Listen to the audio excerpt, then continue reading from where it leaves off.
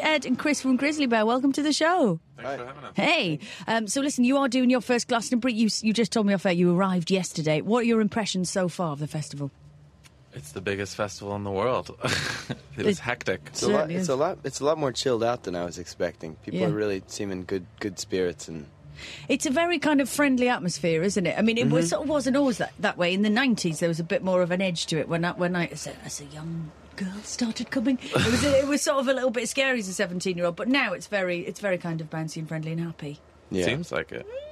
So are you excited? Are you just totally. Is it meaningful to you to do the Glastonbury show, or is it just kind of another pit stop? 40th anniversary of Glastonbury. We're stoked to be here. Lots of good bands on our stage today too, which I'm excited to see. Anybody else who you want to check out? I'm excited to see LCD Sound System and MGMT and all sorts. It's going to be good. You're going to kick off all the action, which is very exciting. So it's a busy time for you at the moment. You're kind of in the middle of doing a few festival gigs. You're off to Serpentine Sessions at Hyde Park after this, and various other shows. How's life in Grizzly Bear at the moment? Good. A lot of traveling. Yeah. We're coming back and forth to England like 3 times this summer, and then Australia. So racking up the frequent flyer miles. Yeah. I mean, we're sort of speaking to a lot of bands who are now heading to Australia. We just had Midlake were just in here moments ago. We were just playing with them in Cork. Okay, well, they were just saying that they're then heading to Australia in a couple of weeks. Do you kind of tend to find that you run into each other? You run into, sort of other groups on the circuit? Especially festivals is where you keep running into the same bands. It's like summer camp. So that's quite nice that It you is. can kind of hang out with your friends. It's really sweet, yeah. And it's always kind of like a grab bag, you know. It's like a different combination of different bands. And so who have we got that you kind of know and love here today? Well, we hung out with Beach House yesterday, and we've toured with them. And the Dirty Projectors are here today, and we've toured with them. So they're sort of like good old friends. You kind of got friends around. Yeah. It's fun.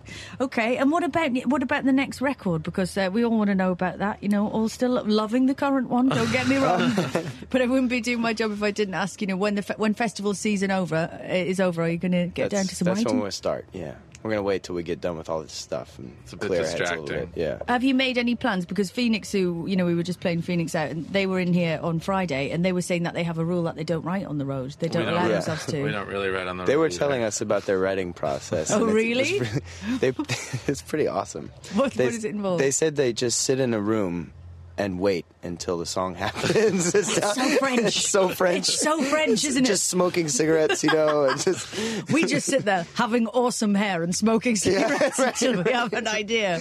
Yeah, there's probably like a black and white Super 8 camera wandering around the room. Yeah, naturally. Maybe reading some Foucault. Maybe.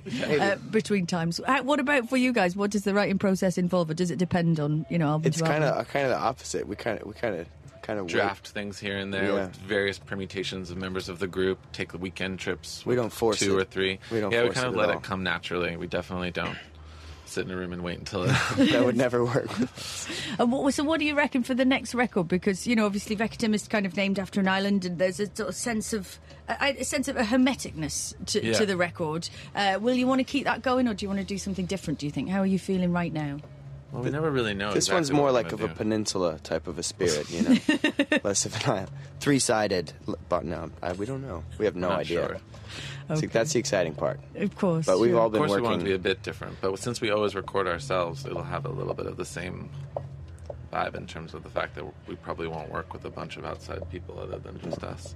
We've all been writing on our own kind of much different stuff. So I'm excited to see what happens when we all kind of come back and make something together. It should be, I think it'll be fun. Does it feel like there's been a big jump between, the first record and this one? Because, at this point, you're kind of playing huge festivals like this. At home, you've done shows like Letterman. You kind of, you've really, I suppose, gone overground without really changing what you do. Do you know what I mean? You still remain yourself, but somehow the mainstream has sort of found you as well. Along, there's a few bands that's happened to. I think Fleet Foxes have had that too. And, Right. is that weird?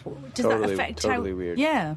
It can be surreal. I mean, it feels sort of natural because it's been 5 years and there's actually been 3 albums, and so we've been sort of steadily. But yeah, I mean, when we're doing these TV things or playing like this huge festival, there's moments where you're like, weird. Why are we is here? weird. We're Yeah. definitely not like a dance rock band. So- being invited to Glastonbury, I mean, remember we'd talk about Glastonbury as like this like mythic, scary place, like where it's just like So tons. huge. This Spinal Tap, Tons of- Stonehenge music You know in the what I mean? background, right? Yeah. So when we got asked to actually do it, it was sort of like, whoa. I was a little scared.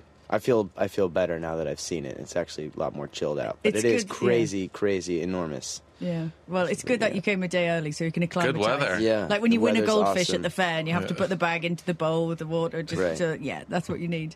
Well, listen, enjoy your show today. Thank Best of luck you. with it all. And I Thanks. know you're off to London to do Serpentine pretty much straight away after all. Yeah, You're hanging out? tomorrow. Tomorrow, okay. Tomorrow's the show. Do you reckon you're going to be hanging out tonight and staying up a little bit late? I Definitely. think so. You have, I hope we so. have to. If the bus so doesn't good have to leave. Do you know that's so good to know? Because sometimes people come in and they're like, no, I have to take care of my instrument. Hand to the throat. Kind of the singers and We've stuff. only got 3 shows right now. I think we can handle a little late nights. Excellent. I love the idea that you will be at some point on a roof with Slash enjoying some kind of rock and roll experience this evening. Well, listen, have a great one. Thank you so much for joining me. Thanks for having us. The wonderful Grizzly Bear. Let's have some of their fine oeuvre right now. This is 2 weeks.